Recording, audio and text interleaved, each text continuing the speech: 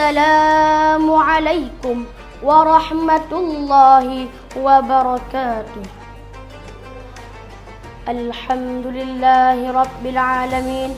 Wassalatu wassalamu ala sayyidina Muhammad wa ala alihi wa sahbihi ajma'in. Amin. Awal kalam permulaan kata, tiada kata yang lebih indah yang diucapkan seorang hamba melainkan memuja dan memuji Allah Subhanahu wa taala, yang mana oleh Allah yang telah menciptakan 7 lapis langit dan 7 lapis bumi, yang mana langit dihiasi dengan awan, matahari, bulan dan bintang yang berkedip-kedip di malam hari, yang mana bumi dihiasi dengan pepohonan, lautan dan gunung yang menjulang tinggi dan anak sungai yang berliku-liku hingga indah mata memandang, yang mana oleh Allah yang telah memberi kepada kita kesehatan dan kesempatan sehingga kita dapat berkumpul di tempat yang berbahagia ini. Salawat dan salam tidak lupa kita sanjung sajikan kepada sang kuda padang pasir, beliau yang bertitel Habibullah, yang berpangkat Rasulullah, anak daripada Abdullah, belahan jantung Siti Aminah. Beliau telah berhasil membawa umat-umatnya dari zaman naik onta hingga ke zaman naik Toyota, dari zaman jalan kaki hingga ke zaman naik taksi. Siapakah beliau? Beliau adalah ya Habibina wa Syafi'ina wa Dhukrina wa Maulana Muhammad sallallahu alaihi wasallam. Salawat dan salam tetap tercurah limpahkan kepada para al dan sahabat yang telah ikut berjuang bersama beliau, ke gunung sama mendaki, ke laut sama mendayung, rugi sama ditanggung, untung sama dibagi.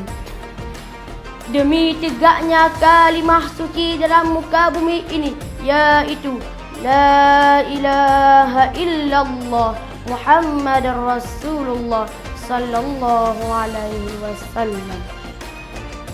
Hadirin yang dirahmati oleh Allah, alhamdulillah, syukur kepada Allah Subhanahu wa taala, karena berkat nikmatnya lah kita bisa bersua berkumpul di ruangan yang insya-Allah penuh berkah.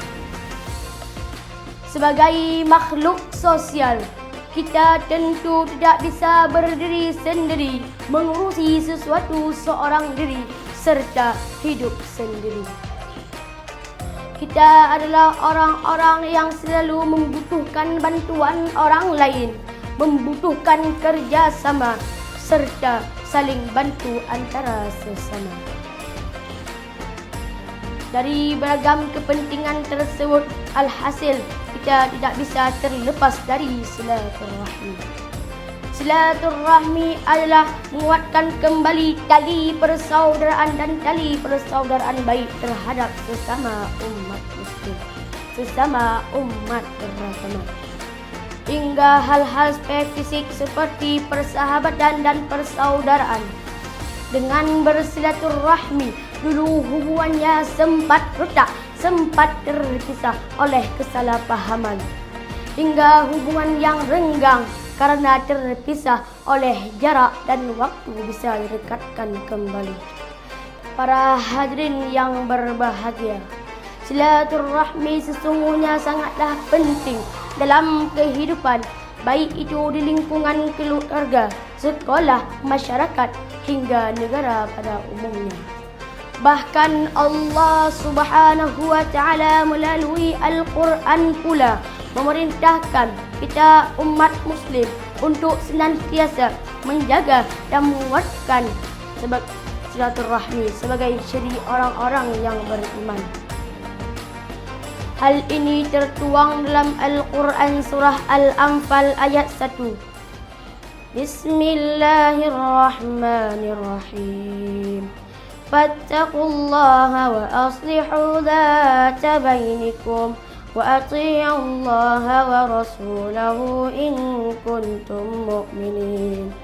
Artinya, maka bertakwalah kepada Allah dan perbaikilah perhubungan antara sesamamu, dan taatlah kepada Allah dan Rasulnya jika kamu adalah orang-orang yang beriman.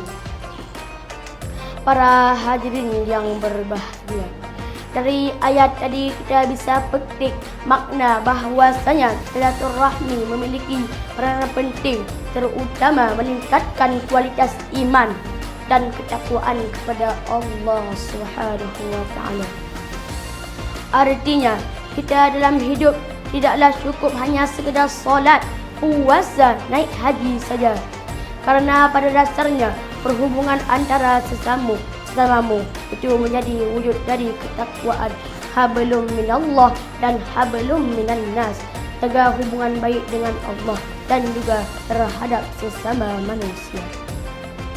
Para hadirin yang berbahagia, dari kegiatan silaturahmi adalah mengurangi stres dan kecemasan.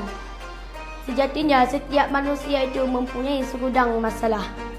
Contoh, kita selaku pelajar semakin menumpuk tugas sekolah dan beban belajar. Semakin mudah bosan dan cemaslah kita, maka silaturahim laksana sebagai obat yang mujarab. Dengan berkumpul bersama keluarga dan sanak saudara, maka masalah kehidupan yang menumpuk sejenak bisa dikesampingkan. Hanya ini yang dapat saya sampaikan.